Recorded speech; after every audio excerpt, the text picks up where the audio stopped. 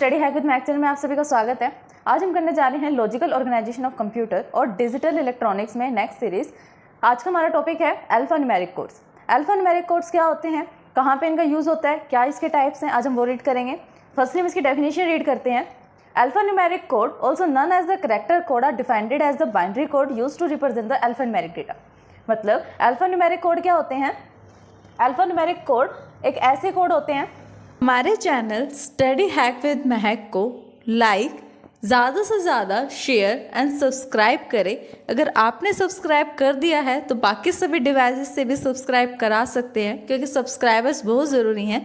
Then comment करें। होते हैं जो क्या करते हैं, डिफाइन करते हैं बाइनरी कोड को रिप्रेजेंट करने के लिए अल्फा न्यूमेरिक डेटा। मतलब अगर हमें अल्फा न्यूमेरिक डेटा को रिप्रेजेंट करना है बाइनरी कोडेड फॉर्म में, देन हम किसका यूज़ कर सकते हैं? अल्फा न्यूमेरिक कोड्स का। और अल्फा न्यूमेरिक कोड को हम और क्या कह सकते हैं, और किस नाम से जानते हैं? वो होता है character code. The code right the numeric data, alpha numeric data including the letters of the alphabet, mathematical symbols and some practical symbols in form that is easily understood by the computer। मतलब इस code में क्या होता है, alpha numeric code में क्या होता है? Right the numeric data. इससे हम न्यूमेरिक डेटा भी लिख सकते हैं, अल्फाबेटिकल डेटा भी लिख सकते हैं और अल्फाबेटिकल प्लस न्यूमेरिक डेटा भी लिख सकते हैं, including the letters of the alphabet and mathematical symbols. Mathematical symbols जैसे plus, minus, less than, greater than, equals to, ये जितने भी सिंबल्स आते हैं वो कौन से होते हैं? Mathematical symbol. अल्फा न्यूमेरिकल में क्या आएगा? अल्फाबेट्स भी आ गए, जैसे A B C D A to Z upper case में और लोअर केस में। न्यूमेरिकल में क्या आ गया? 0 से लेकर 9 तक की डिजिट। अल्फा न्यूमेरिकल में क्या आ गया? जब हम अल्फाबेट्स का न्यूमेरिकल का एक साथ यूज करते हैं किसी पर्टिकुलर कैरेक्टर को बनाने के लिए, किसी वर्ड को बनाने के लिए, देन उसे क्या कहेंगे? Alpha numerical.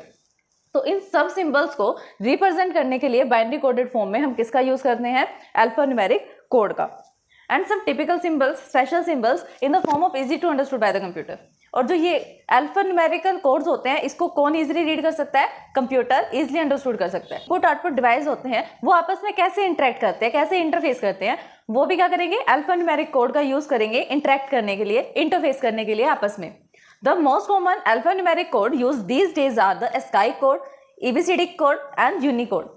ये हमारे पास 3 ऐसे कोड्स हैं, 3 टाइप्स हैं अल्फा न्यूमेरिक कोड के, जो क्या होते हैं? कॉमनली यूज हो रहे हैं। इनको हम एक करके डिस्क्रिप्शन में रीड करेंगे, एक्सप्लेन करेंगे फुल। आप वीडियो के साथ बने रहें।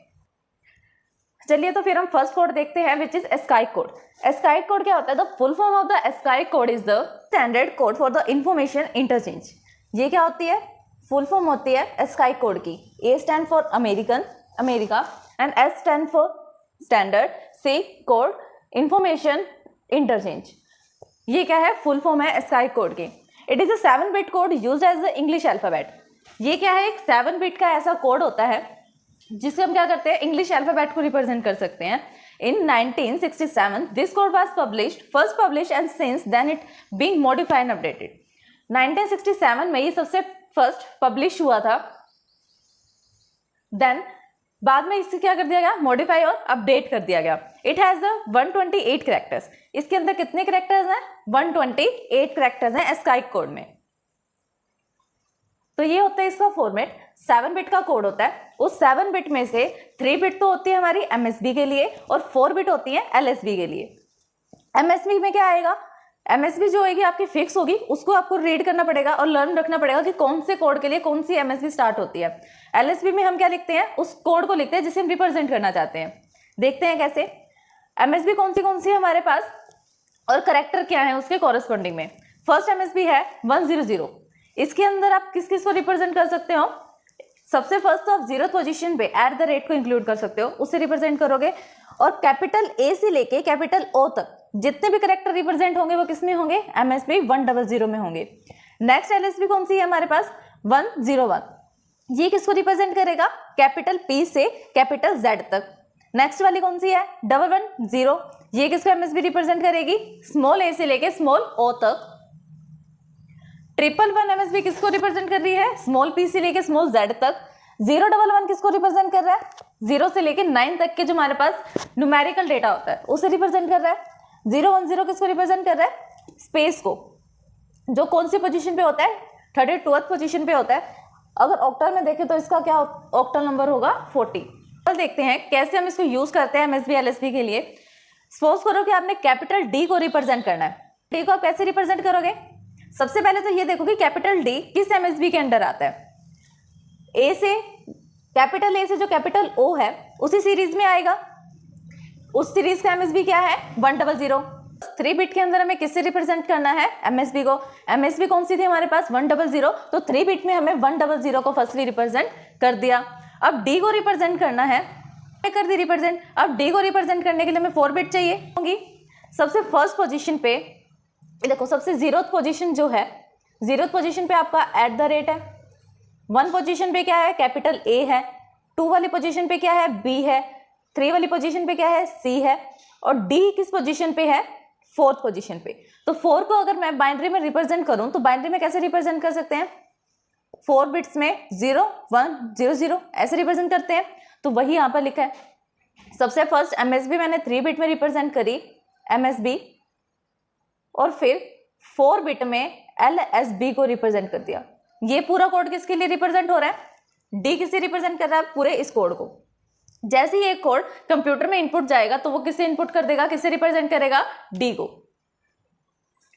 एक और एग्जांपल लेते हैं इसको रिप्रेजेंट करने के लिए।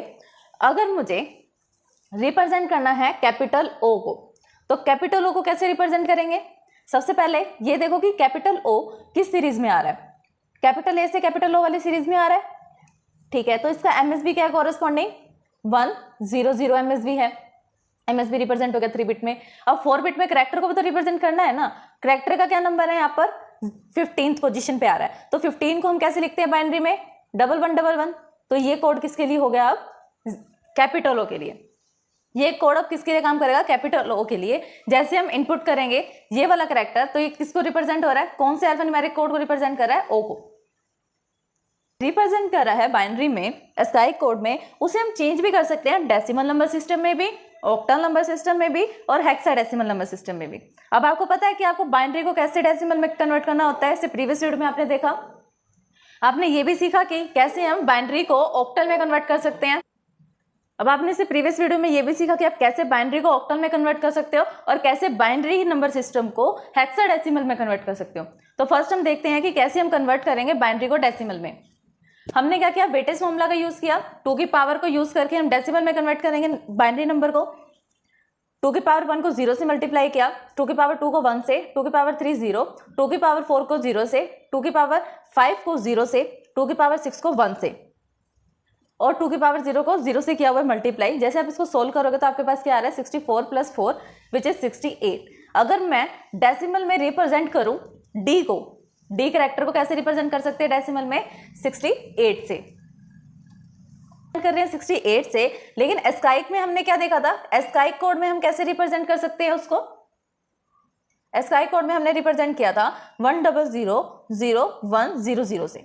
इसी को हमने चेंज कर दिया कैसे? डेसिमल में। अब इसी को हम किस में चेंज कर रहे हैं? यहाँ पर ऑक्टल में। ऑक्टल में कैसे चेंज करेंगे? जो हमारे पास ये डिजिट है, नंबर है, इनको हमने लिया और इनको 3 बिट में डिवाइड कर दिया। 3 बिट में जैसे हमने इसके पेयर बनाए तो पेयर में हमें क्या मिला? 1 मिला, 0 और 4। तो 104 डी को रिप्रेजेंट करने के लिए एस्काइक कोड तो था 1000100।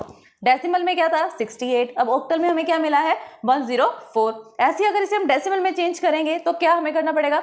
बाइनरी नंबर का 4 बिट का पेयर बनाना है और 4 बिट में जो रिप्रेजेंटेशन आ रही है उसको रिप्रेजेंट करना है। अब रिप्रेजेंट करने के लिए नंबर क्या आ रहा है? 44। तो डी को हेक्साडेसिमल में कैसे रिप्रेजेंट करेंगे? 44 से। नेक्स्ट पॉइंट है एबीसीडी कोड। एबीसीडी कोड क्या होता है? It stand for extended binary coded decimal interchange code. मतलब जो हमने बाइनरी कोडेड डेसिमल पढ़ा था उसको एक्सटेंड कर दिया ताकि नंबर्स के कोड को इंटरचेंज किया जा सके। IBM invented this code to extend the binary coded decimal which existed at the time. मतलब जो बाइनरी कोडेड हम यूज कर रहे थे उस टाइम पे, तो IBM में क्या किया? IBM ने इन्वेंट किया एक नया code which is ABCD code. उसने एक्सटेंड कर दिया बाइनरी कोडेड डेसिमल कोड को। All the IBM computers use this code. जितने भी IBM की कंप्यूटर्स हैं, सिस्टम है, वो किसे यूज करते हैं? एबीसीडी कोड को ही यूज करते हैं। क्योंकि इसे किसने इन्वेंट करा है? क्योंकि इसे किसने इन्वेंट किया है? IBM ने।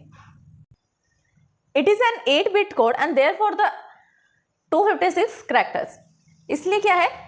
ये 8 बिट का कोड है, इसीलिए इसके अंदर 256 कैरेक्टर है जिसे रिप्रेजेंट कर सकता है। इसमें भी क्या होगा, एमएसबी होगी और कैरेक्टर होंगे। 4 बिट के लिए एमएसबी रिप्रेजेंट हो रही है और 4 बिट के लिए हमारे पास कैरेक्टर रिप्रेजेंट हो रहे हैं। अगर ये तो है हमारे पास चार्ट कि किस वे से हम रिप्रेजेंट कर रहे हैं। 9 से स्टार्ट हो रहा है, रिप्रेजेंट कर रहा है स्मॉल ए से स्मॉल आई। ए किसको रिप्रेजेंट कर रहा है, कैपिटल वाला। स्मॉल जे से स्मॉल आर। तो ये इस चार्ट है, इस चार्ट को आपको रीड करना है। एग्जाम्पल देखते हैं इसका कि कैसे हम रिप्रेजेंट कर सकते हैं। सपोज को हमारे चैनल स्टडी हैक विद महक को लाइक, ज़्यादा से ज़्यादा शेयर एंड सब्सक्राइब करें। अगर आपने सब्सक्राइब कर दिया है तो बाकी सभी डिवाइसेस से भी सब्सक्राइब करा सकते हैं, क्योंकि सब्सक्राइबर्स बहुत ज़रूरी हैं। देन कमेंट करें कि मुझे स्मॉल वी को रिप्रेजेंट करना है। कैपिटल वी को रिप्रेजेंट करने के लिए मुझे क्या करना पड़ेगा, सबसे पहले उसका एमएसबी देखो। कैपिटल वी इधर आएगा, इस वाले फोल्डर में, इस वाले ग्रुप में, और इस ग्रुप का एमएसबी क्या है, ई है। तो एमएसबी मैंने लिखा ई। कैरेक्टर में वो 5th पोजीशन पे आ रहा है, तो इसलिए हमने क्या लिख दिया 5। तो ऐसे हमने रिप्रेजेंट किया इसको, कैपिटल वी को। इसका कोड है यूनिकोड। यूनिकोड क्या है, Unicode is the newest concept in the digital coding. Digital coding में सबसे न्यूएस्ट कंसेप्ट है यूनिकोड का। In the Unicode every number has a unique character leading the technologies and has adopted this code for the uniqueness. मतलब इस code में जो आप use करते आए हो, स्काई कोड, एबीसीडी कोड, उस कोड को यूनिक बनाने के लिए, ईच एंड एवरी नंबर को एक यूनिक कोड से रिप्रेजेंट करने के लिए हमने एक नई टेक्नोलॉजी यूज की है, विच इज यूनिकोड।